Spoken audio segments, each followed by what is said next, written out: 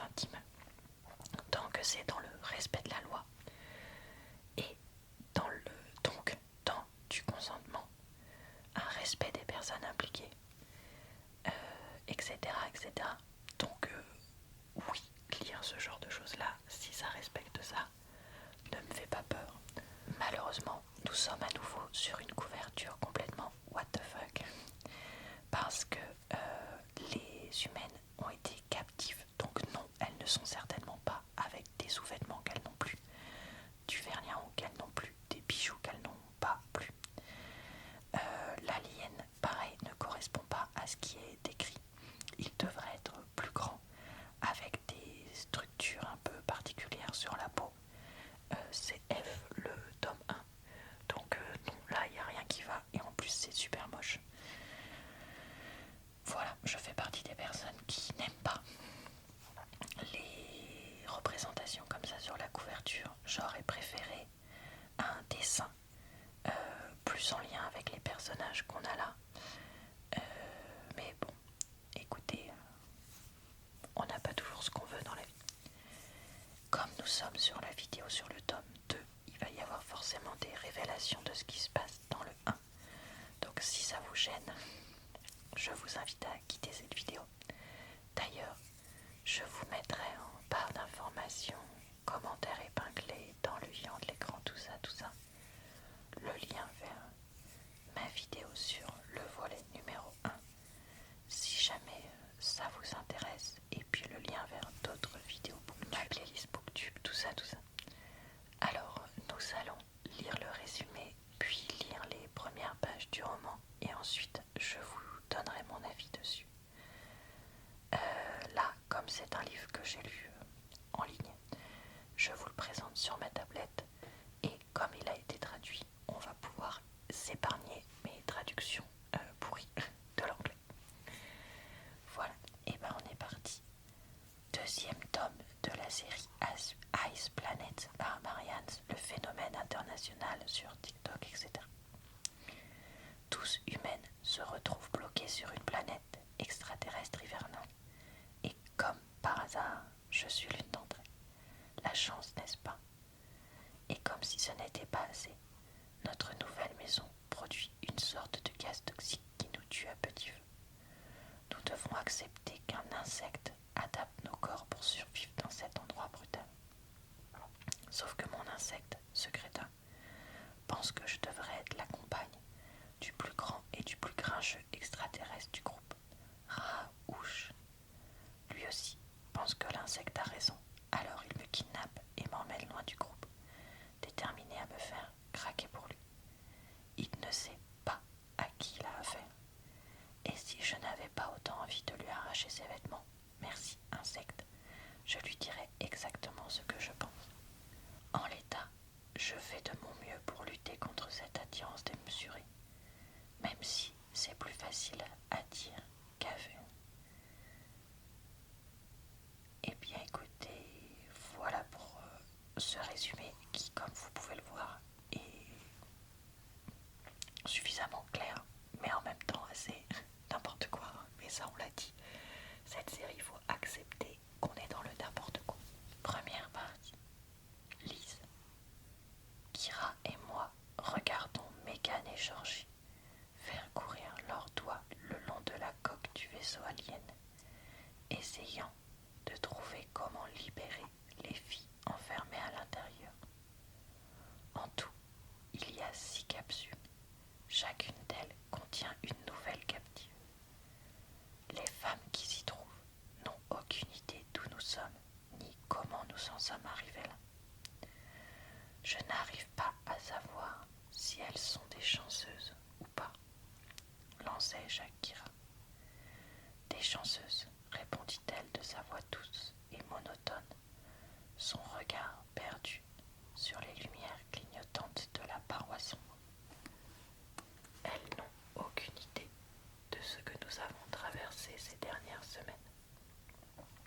Je grogne mon approbation. J'ignore si je suis d'accord avec Kira. Elle peut être une véritable rabat-joie. Les dernières semaines n'ont pas été une partie de plaisir pour nous, mais mais je pense qu'il vaut mieux savoir plutôt que de fermer les yeux là-dessus. Enfin, je crois. Nous regardons les autres travailler. Nous sommes trop faibles pour les aider. De nous 6, Georgie est la seule qui ait mangé tous les jours et porte des vêtements chauds, alors que le reste d'entre nous était coincé ici. De notre petit groupe, c'est Megan qui s'en sort le mieux. De mon côté, je suis faible et léthargique. Mes orteils me font un mal de chien. Josie a l'air d'avoir une double fracture de la jambe. Personne ne sait comment la soigner. Kira a une cheville enflée et est très affaiblie. Tiffany est sûrement mourante. Nous n'arrivons plus à la sortir du profond sommeil dans lequel elle est plongée. Elle s'est réveillée quelque temps pour manger un peu de bouillon, puis est retournée à son sommeil. Nous n'avons pas besoin que les extraterrestres nous disent que cette planète nous tue. On est déjà au courant. Ça s'ouvre, lance Megan. Elle et Georgie reculent. Le panneau s'éloigne du mur dans un sifflement, comme dans un film de science-fiction. À l'intérieur se trouve une femme nue. Des câbles étranges sont enroulés autour de son corps, l'alimentant. Je frissonne malgré moi. Georgie et Megan étudient la fille endormie, cherchant la meilleure façon de la libérer. Finalement, elles finissent par arracher les tubes et les cordons. La femme se réveille, prise de haut le cœur. Un instant plus tard, elle s'effondre sur le sol et vomit les restes de son estomac. Megan lui caresse le dos. Ça, c'est fait. Pour le meilleur ou pour le pire, nous avons une nouvelle camarade parmi nous. La fille commence à sangloter, les yeux écarquillés. Clairement, elle est perdue et effrayée. Kira se lève, les bras ouverts, prête à la serrer contre elle, tentant de l'apaiser avec des sons calmes et en l'éloignant des tubes. Sans que personne ne les touche, les autres nacelles s'ouvrent d'un coup. Merde, je crois qu'on a déclenché un truc, lance Georgie. Les filles se remettent au travail pour libérer la suivante. Après un moment, plusieurs autres s'effondrent au sol. Je me lève du mieux que je peux, prête à aider. Boitant, j'entends les aliens discuter. Je lance un regard derrière moi, tandis que la fille la plus proche commence à gémir de façon hystérique. Qu'est-ce qui se passe? Où suis-je? Qui es-tu? Je lui tends la main. Je m'appelle Lise. Je t'expliquerai tout dès que nous saurons récupérer les autres, d'accord? Elle continue de gémir. Je dois me mordre l'intérieur de la joue pour m'empêcher de lui crier dessus. Je suis au bout du rouleau, probablement la prochaine, derrière Tiffany, sur la liste d'attente de la mort. Mais est-ce que vous me voyez pleurer? Non, je prends sur moi. Je récupère la deuxième nouvelle. Elle a des taches de rousseur et des cheveux de feu. Pendant ce temps, Crieuse continue ses hurlements horrifiés et étouffés. Oh mon Dieu, qu'est-ce que c'est? Demande-t-elle en montrant un poing derrière moi d'une main tremblante. Je lui tape la main. Voilà, et bien écoutez, vous avez pu voir un peu le style direct dans lequel ce livre est écrit. On va maintenant passer à mon avis. Alors, qu'est-ce que j'ai pensé de ce livre? Eh bien écoutez, je l'ai un peu moins aimé que le 1. Et sachant que je l'avais pas trouvé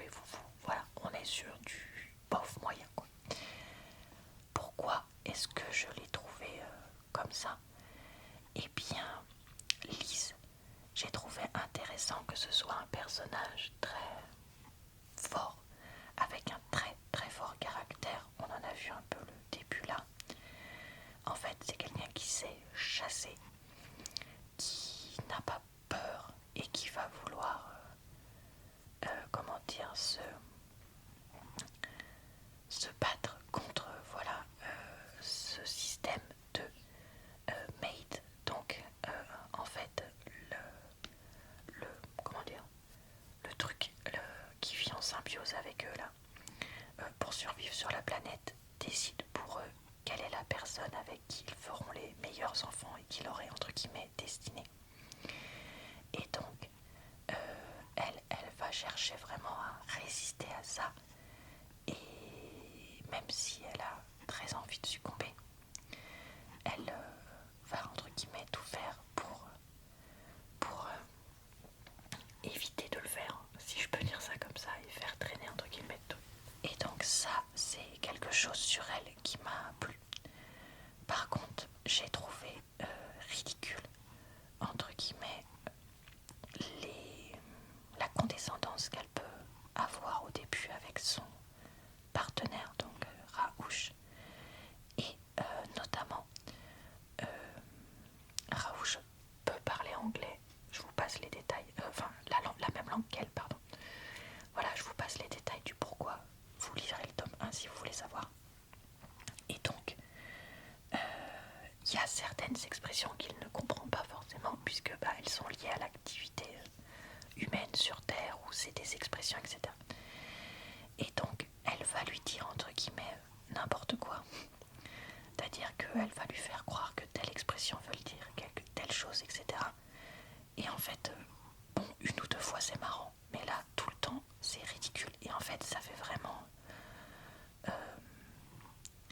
capricieuse de vouloir être méchante comme ça, gratuitement. Enfin, je sais pas, moi, en fait, je trouve ça, entre guillemets, méchant. Et la façon dont elle le fait, et ça m'a vraiment pas plu du tout. Une autre chose qui ne m'a pas plu du tout, c'est que lorsqu'ils ont leur premier rapport intime, puisque vu le type de livre que c'est, vous vous doutez qu'il va y avoir des rapports intimes, elle lui dit non, mais en fait elle veut et elle le fait. Et donc lui se met à croire que c'est normal dans le rituel nuptial de dire non pour vouloir dire oui. Et ça, c'est quelque chose que je trouve très malsain. Et qui m'a, pareil, pas du tout plu. Parce que ça peut très vite dégénérer, comme on peut le voir une fois où ça commence à dégénérer, gna gna gna, enfin bon bref.